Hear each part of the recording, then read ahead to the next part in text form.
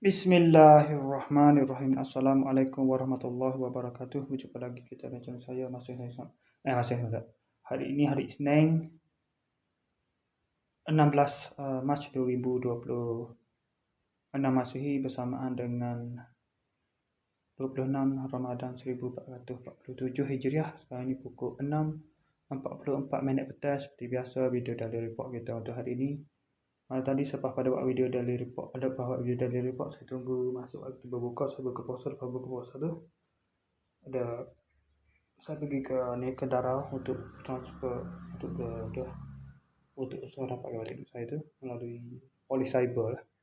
Tak tahulah polis cyber betul ke tak, tapi lepas pada pukul 10, lepas pada pukul 9.50 minit tadi siapa kapten ni tak dapat lagi jawab kisah siasatan saya tu, perkembangan kisah siasatan saya tu untuk dapatkan balik duit yang saya kena scam tu. Saya rasa ragu dah tu. Lama hak tu pun nyamar juga lama polis cyber ni pun pihak scammer juga nak scam juga saya 100 pula. Gila babi. Sampai sekali saya tanya dia dah pukul 5 ni tak jawab lagi dalam WhatsApp. Gila babi buat ajar ni. Tak malam jadi ke kalau tak jawab juga siapa kau 3 hari jalan lah scam juga dah. Apa dah penting aku pula 100 kali. Gila babi buat ni. Okey.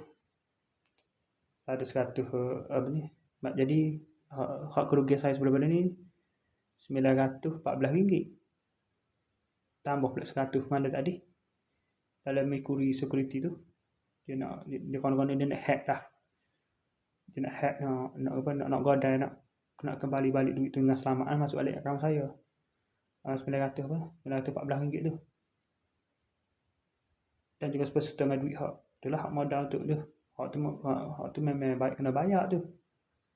RM100 tu kena bayar untuk apa? Untuk minimum untuk masuk dalam pelaburan tu. Kalau tidak akaun saya tak aktif. Jadi bila ada aktif akaun saya tu barulah dapat tarik balik duit tu. Okey. Itulah cara kerja dia, tapi tak tahulah. Dia kata esok hari ni lah. Sampai sekarang masuk malam dah ni tak ada sebarang perkembangan apa-apa lagi. Kecing juga ni kali ni. Boleh jadi kecing juga ni. Harap tak kecing. Okey. Lepas tu kerja lagi tu lah malam tadi dah. Tak terawih pula malam tadi.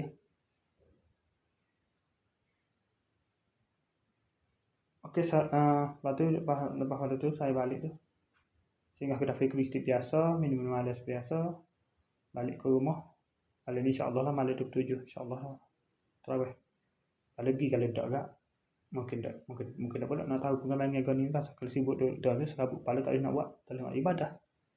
Okey, lepas tu balik ke sini. Balik pada pukul 1 atau pukul 12.50. Tadi balik 12.50 tu balik ke rumah. Lepas tu tidur pada pukul 2 pagi. Bangun pada pukul 4.50 pagi. Bangun untuk makan sarapan. Makan sahur. Kemudian pukul berapa tak tidur 7.30 tidur. Bangun pada pukul 2 suku. 2 lebah petang. 3.30 semaya zuhur. Semaya asar dalam pukul 9 adik. Dia awak dia. Ni ada puluhan ni semaya asar. Lepas tu pukul 44